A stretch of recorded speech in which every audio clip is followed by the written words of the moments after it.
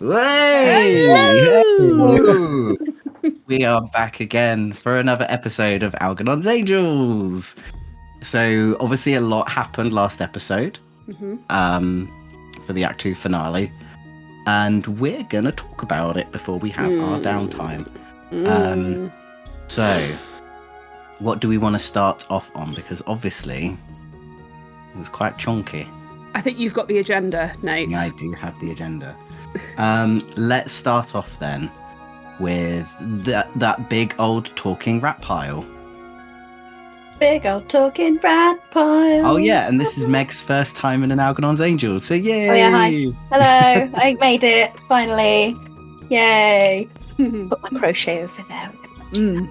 Yeah, so the big old talking rat pile happened. That was a thing. That was a thing.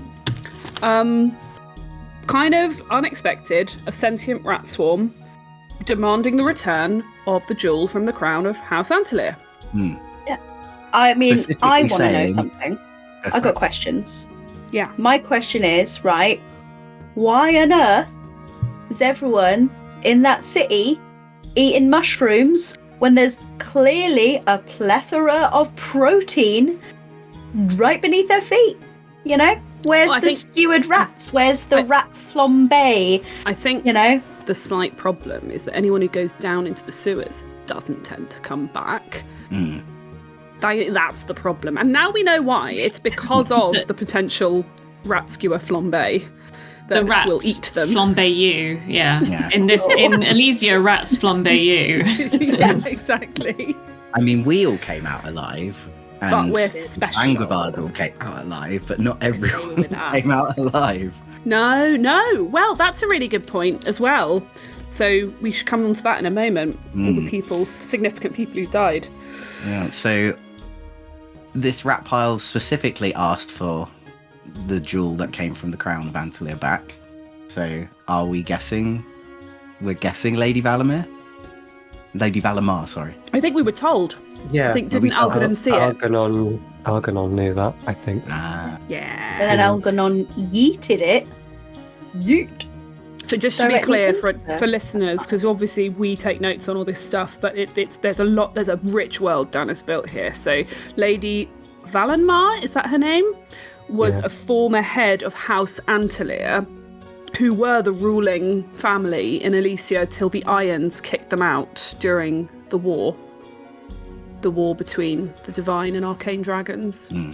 So yeah, when the sort of, well, was it before the emergence of the Sanguivar? I think it was, wasn't it? Yeah. Yeah, before the Sanguivar bubble happened went up. Post-bubble. Post-bubble, that's it. So, that's her. Face in the rat swarm. Give it back to me. So That was pretty cool. So are we guessing that she is a spirit, or is she somewhere still in Elysia that is using arcane magic to control the rats. control the rats? Could be. I assumed that she had sort of become that rat spirit monster. Her spirit has been scattered amongst the rats, perhaps. Yeah, because Algernon said something. I say it as if it's not me saying it. I said something a few sessions ago, which is like the noble houses of Elysia probably wanted to, even though they were being kicked out, they don't give up easily. They would have like cling on to power using whatever twisted arcane things possible. So now she's got 1,000 furry phylacteries. Some of them would have become the lodge. That was quite beautiful, Meg. 1,000 furry phylacteries. 1,000 furry phylacteries. It's a bit of a tongue twister, though. But it's beautiful. It's very poetic. Sorry, go ahead, JC. No, I was just, Algernon was theorising that some of the nobility sort of became the lodge reticent in secret, so it was possible that others became a swarm of living rats. One does presuppose the other. Yeah. A little bit. Okay, so that was pretty cool, I've got to say. The sentient rat swarm I was a big fan of. A So very juicy threat for us as well in that mission. The next thing I guess the next thing on our list is talking about something which we would also like to add that Dan did not expect us to actually do, and we all expected surely this is where Dan's aiming for us to go, and he was like, no. Is Mecha Tavarien, now that we have Tavarien in a big mech suit. You know, when you present a D&D party who are carrying the soul of their dead kind of city mentor, and you present them with a massive spirit-driven mech suit, what do you expect to happen? Yeah, because I was forming the idea in my mind, and then Dan confirmed that it was powered by ghosts in that exact language. So I was like, well, we've got one. We've got one that we would prefer to be driving this particular mech suit. Yes. So that was quite satisfying. Yeah.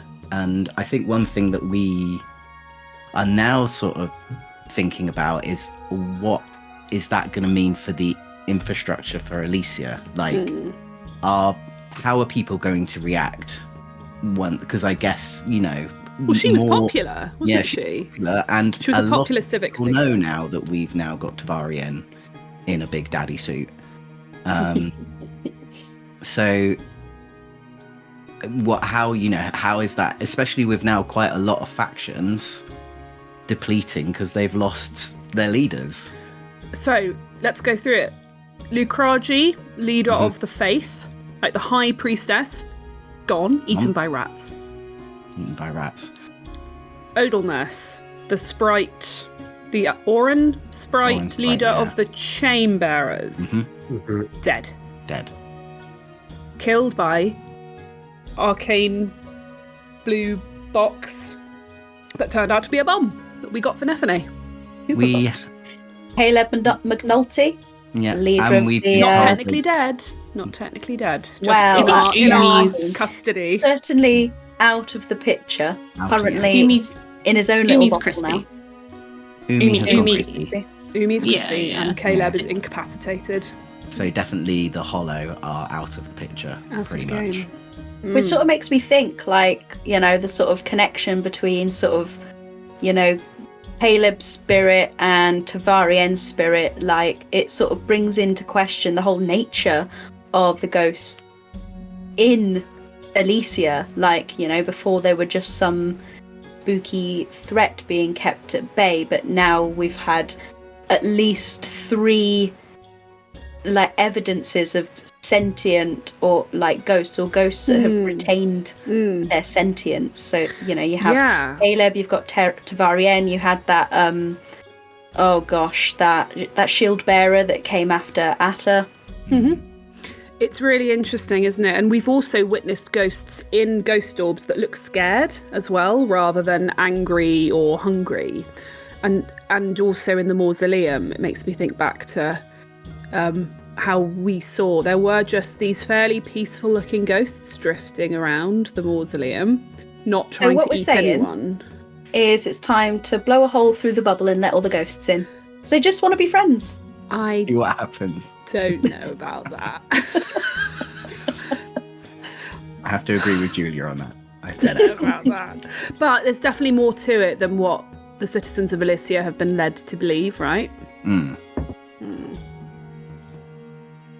I wonder that Tavarien is in ghost form, whether or not it's something she might be able to shine some light on. Maybe it's worth asking her then. Yeah.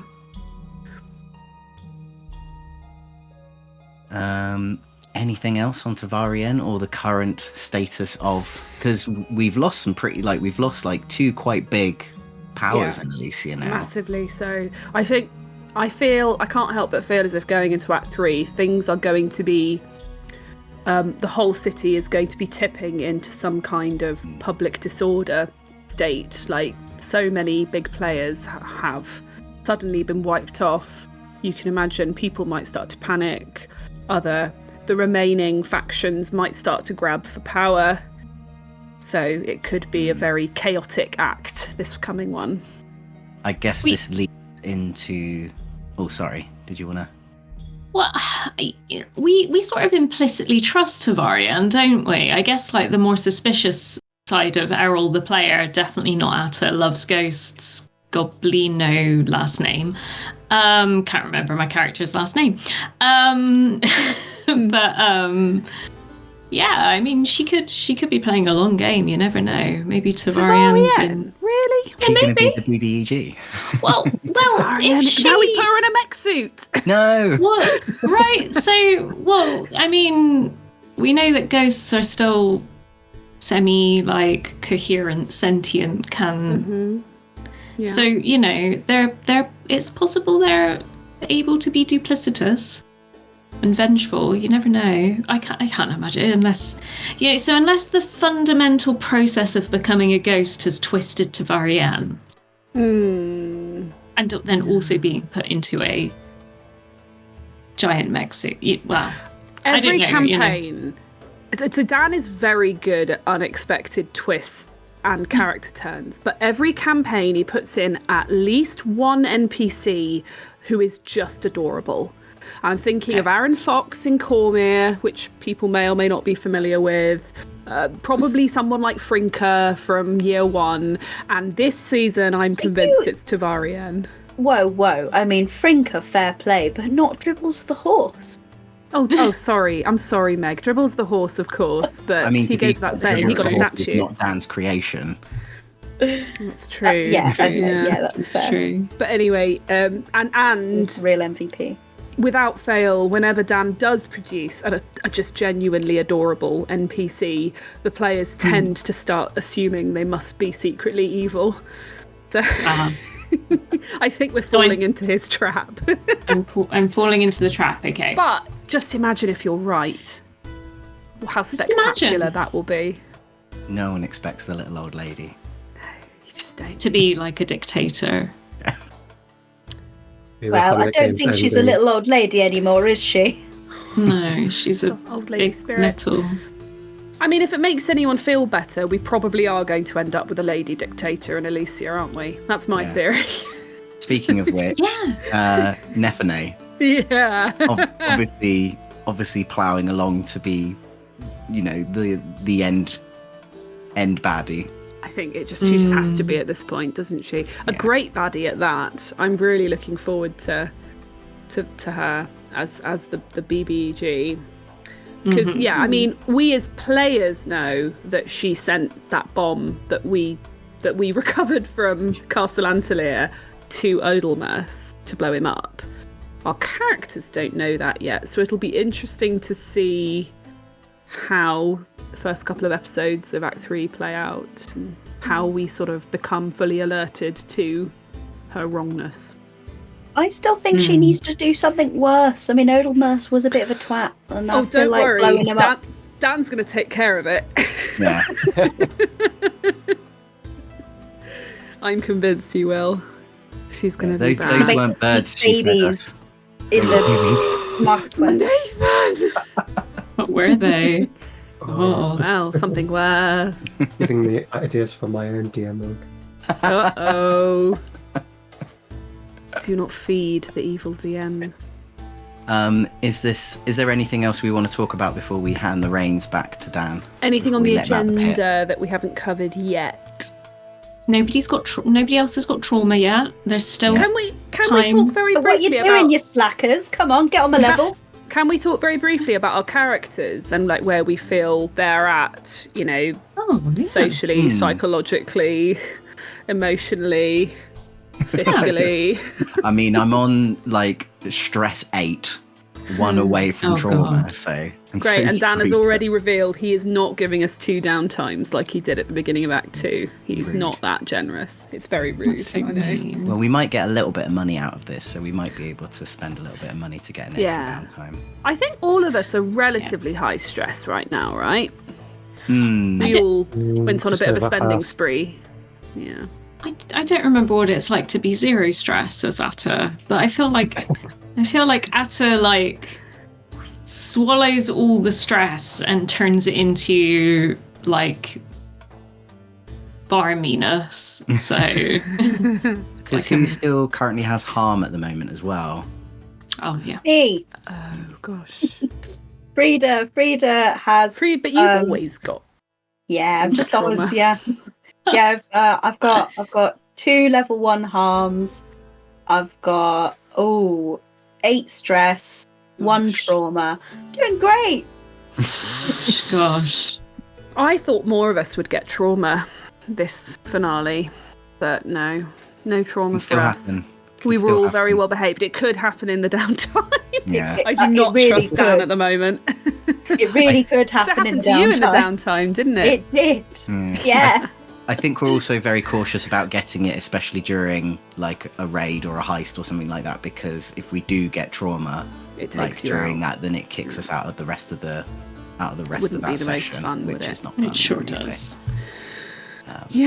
But I think we're all in quite juicy, interesting positions as characters. I think Frida with her trauma and also her sort of repeated attempts to get in with the kindling. I think it's going to happen. 3rd time's the charm. You can do it. I mean, it just seems to be a bit of a meme now. I tried it once to get insider knowledge, and now everyone keeps asking me to go back. Well, we won't get. I mean, did we ever know that an assassin was after us until like we met them towards the end? We met them. So oblivious to it all. Right. So I guess. Are there any consequences now? I don't think. Well, I think not that we know of. Not that we know of, no. But then we've also got Algernon with his secret, possibly sister, and his sort of, we need to resolve things between him and Blackthorn, and all that. Here's a mystery to resolve. Actually, just bringing it full circle. What were Algernon's thoughts with yeeting the crown into the rat pile? What right. What's going on there? When you have a million rats asking you to do something, it's pretty hard to ignore them. But also I think Algernon he'd given some sort of significance to the crown of authority, and I think in the moment seeing the person who had that authority be like literal vermin, he was like, so that's where authority gets you. Ooh, interesting. Very interesting. Like part of Algernon's arc is like rejecting the things that he was taught as a private school boy and as a military officer about nationalism and imperialism and stuff. That's very cool. Yeah. Very interesting. Wow. That will give us something to chew on as we go into downtime now.